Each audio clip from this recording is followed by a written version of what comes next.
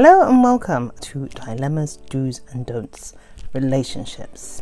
How many times have you been in a relationship to come out of a relationship and wish that you didn't do some of the things that you did, and you did some of the things that you didn't do, and you kind of wish that you could retake everything back and rearrange it? Often this happens and we make really simple mistakes because we see a relationship as being the savior to our souls. We look at the relationship and we think, yes, we can be fixed if we're with this person.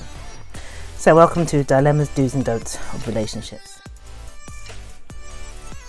It is super common that at the start of a relationship to ring and call each other every 5 seconds, be texting, be involved, be on the phone, be waiting by the phone. Okay, don't do that. Don't constantly ring. Don't constantly wait for calls and expect calls. Don't constantly text, because it kind of draws the fun out of things.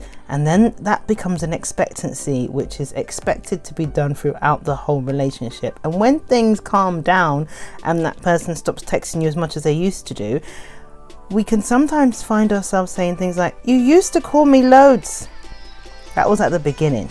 So ride the urge to not text and call on a regular basis. Another rookie mistake: don't introduce to your kids, close family and friends from the start, because it's way too much explaining when you've got to explain why things didn't happen, or you have too much of a reason to stay together because you've introduced them to all of these people. So there's too much reasons to do things. So don't introduce them to people immediately. Do have a really good time for as long as possible. Do the dating thing. Go out, watch movies, eat, laugh, walk in the park, have a picnic. Do enjoy each other's company without the intervention of anybody else, because that is when it gets messy. Okay, so don't jump in there and start introducing them to Tom, Dick and Harry, your best mate, your children, your neighbour, your cousins, your family, your sisters, whatever. Don't do that. I see this one quite often, where people change their status.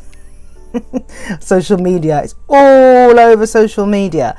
Don't do that. Don't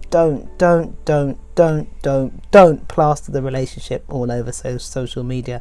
It's too much to unpick when things go sour, if things go sour. So unless you're actually in that committed relationship where that is what you're going to do for the rest of your life, don't plaster it everywhere. Okay? And also, your social media is about you, not really about your relationship. So there might be parts of your relationship in it, but ultimately it's not just about your relationship. Do you see what I mean? So obviously we'll see some pictures, but don't plaster it. Do communicate. Now, by communicating, that doesn't mean you got to do what I say because I want it like this. It's a conversation, a two-way conversation, where they speak and you speak, and then you speak and they speak some more, and then there's some understanding and there's some conversation going on. Communication is really important to relationships. So important to actually be able to communicate with the person that you love and the person that you're going to be with. And it may even just be, I'm frightened of this, I'm scared of this, I don't like this, I really like this, I want to do this. Do communicate. Don't keep things stuck in your head and expect the other person to know. There is nothing worse than somebody saying, well, you should know. Why should they know? Just because somebody is with you doesn't mean they've got to know everything. Okay? So communicate how you feel, and communicate what you would like, and communicate and compromise. Just because they are your partner doesn't mean they have to do the things that you want them to do. Okay? So do understand. Do empathize, and do listen, and do communicate. Don't expect, don't demand, and don't assume they can read your mind or they should know something. I remember once being in this relationship and the person said to me in the middle of a so-called communication, oh, this is not a conversation where I speak and you speak. This is a conversation where I am talking. And I looked at this person and I thought, I don't think this is going to work. And it didn't. Everybody likes to be heard. It's important that we are heard. It's important that we communicate. Another mistake, don't ask your friends for advice, particularly the ones that aren't with anyone. Okay, don't look for advice on how to do things. Communicate. Yeah, all right. If there's a problem, communicate. All right. If it's a dire problem, go to an expert. But don't start speaking to every single person and telling them all of your business and your problems, because you're going to make it worse. Everybody's going to have a different opinion and none of them are going to correlate, and you are going to be confused. So do communicate. Back to communication here. Communication is the key. Interpretation, perception is everything. Talk.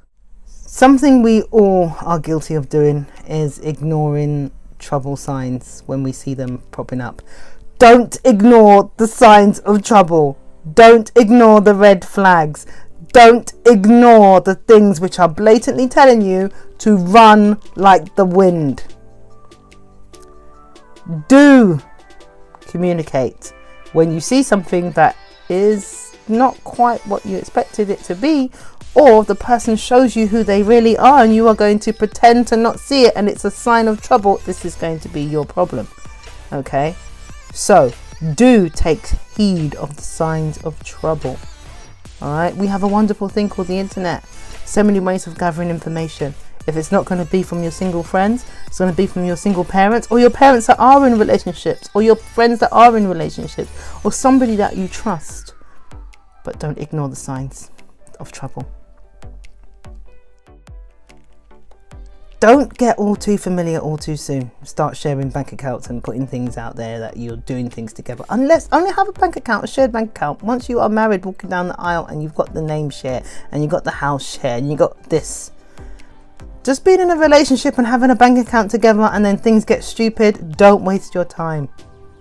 Do keep your separate identity until you have merged. Sex is not love. So don't believe that somebody is going to stay with you because you have sex with them. Sex is quite free and easy these days. Okay? It's so free and easy these days that it's actually quite boring. So don't give sex in order to receive love. Okay? Don't withhold sex in order to have the power. Remember, sex is easy. Anybody can get it anywhere these days. And we have social media platforms. Super easy. Remember, whatever you don't give, somebody else will give. And whatever you do give can also be got somewhere else. So, respect yourself first and foremost and understand why you're giving what you're giving in the first place. Don't get too heavy or too soon. Maybe you spend one night every 2 weeks over at the other person's house. Don't make it a habit. Don't start leaving clothes there. Don't start getting a door key. You're dating. Do enjoy the dating. Do enjoy meeting up at places. Do enjoy being picked up. Do enjoy learning about the other person. Thank you for watching Relationship Do's and Don'ts, the dilemmas. My name's Desiree Shaw.